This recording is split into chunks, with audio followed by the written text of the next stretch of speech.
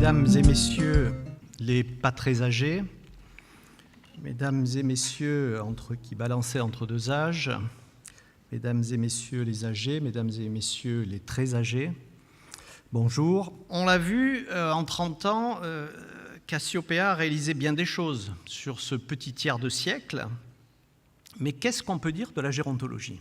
Quand je pense à l'histoire du questionnement sur la vieillesse, je pense toujours aux médecins italiens du Moyen-Âge, fascinés par la longévité, mais qui avaient déjà développé tout un tas d'hypothèses autour du vieillissement et du bien vieillir, comme on dit aujourd'hui.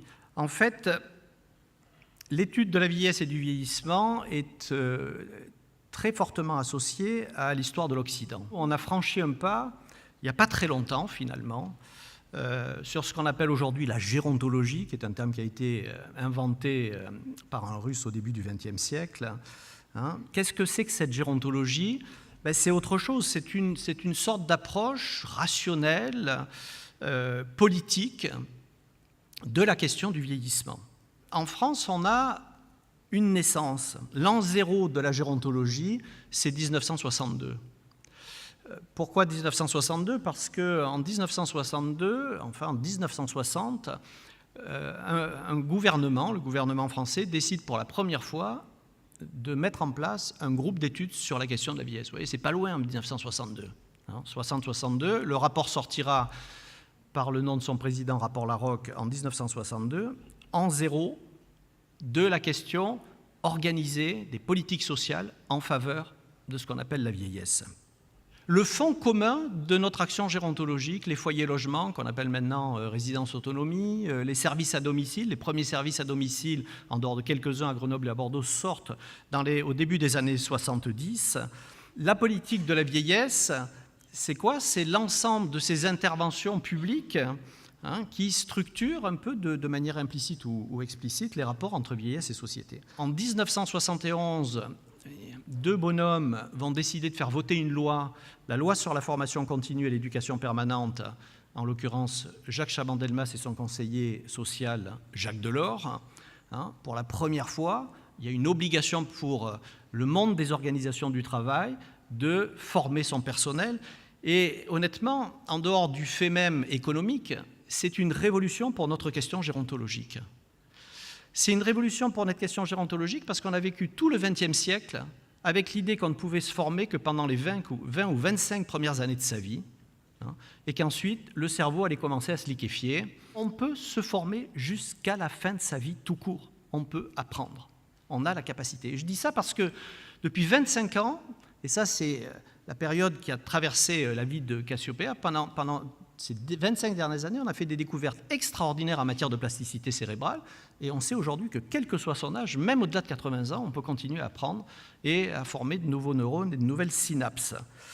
Donc ça, c'est deux éléments. D'un côté, la question purement gérontologique, de l'autre côté, la question psychoneurologique est importante pour comprendre un petit peu ce qui va se passer par la suite. Alors le rapport Larocque, dans le rapport Larocque, je vais vous faire gagner 300 pages de lecture, il y a quoi ? Il y a 4 idées, je sais de toute façon vous ne l'auriez pas lu, je suis d'accord avec vous. Il y a 4 idées essentielles. La première, c'est le maintien à domicile, toujours d'actualité. Le deuxième élément, c'est les établissements. Le troisième, c'est la question de la coordination. Et la quatrième, c'est la question de la prévention. Quand Cassiopéa naît, quand elle sort de la couveuse associative, qu'est-ce qui se passe ? D'abord, on est toujours sous l'autorité d'une loi fondamentale, qui est la loi du 30 juin 1975, dite loi médico-sociale, qui nous a fait passer d'une action sociale, s'occuper de la vie quotidienne, l'aide ménagère, c'était apporter à manger, etc. On va passer d'une action sociale à une action médico-sociale. La loi du 30 juin 1975, c'est vraiment une rupture fondamentale dans la manière d'accompagner les personnes âgées. Et quand Cassiopéa naît en 87, on est sous la coupe de cette loi. Pourquoi médico-sociale ? Parce qu'on va avoir, c'est la loi de 75 qui nous ouvre à la médicalisation des établissements, c'est la loi de 75 qui nous ouvre aux services de soins à domicile. Jusque-là, il y avait des services d'action sociale à domicile. Donc on a là Cassiopéa qui arrive au beau milieu, je vais le dire comme ça, comme je le pense, d'une révolution. C'est une révolution parce qu'en transformant les établissements, on va être obligé de penser les choses différemment. On va être obligé de penser les choses différemment sur le plan du bâti, de l'architecture. Le deuxième élément de cette révolution, c'est qu'on va être obligé de penser la vie à l'intérieur de ces institutions de manière différente. Jusque-là, on ne la pensait pas. Il n'y avait pas d'animateurs dans les hospices. Et puis, troisième élément de cette révolution, c'est quand même qu'on va être obligé de penser à des compétences professionnelles. Jusque-là, on s'occupait des vieux. Et même, comme on disait en 62, on s'occupait des vieillards. Et donc, on va d'un seul coup se dire qu'il nous faut des professionnels, et la loi de 71 va nous y aider d'ailleurs, qu'il nous faut des professionnels qui soient formés pour non plus s'occuper, mais accompagner les personnes âgées. Au milieu des années 80, on parlera de personnes âgées et de personnes âgées dépendantes. Et aujourd'hui, on est arrivé au pire, puisque d'un côté, on a des seniors. Personne ne sait tout à fait à quoi ça ressemble, mais enfin, bon, ça ne fait rien. Il paraît que j'en fais partie. Et de l'autre côté, c'est même plus des personnes âgées dépendantes, c'est des dépendants. C'est-à-dire, c'est plus une caractéristique, c'est une nature. En clair, on ne peut pas lutter contre. On a là, et je le dis maintenant, je le redirai un petit peu plus loin, on a là un effort considérable pour modifier l'image qu'on a de la vieillesse. Alors justement, en 87, la Fondation nationale de gérontologie met en place une commission droits et libertés, et qui sont finalement des droits qui sont très proches de ceux qu'on peut trouver sur notre Constitution française ou sur la Déclaration des droits et de l'homme de l'homme et du citoyen de 1989.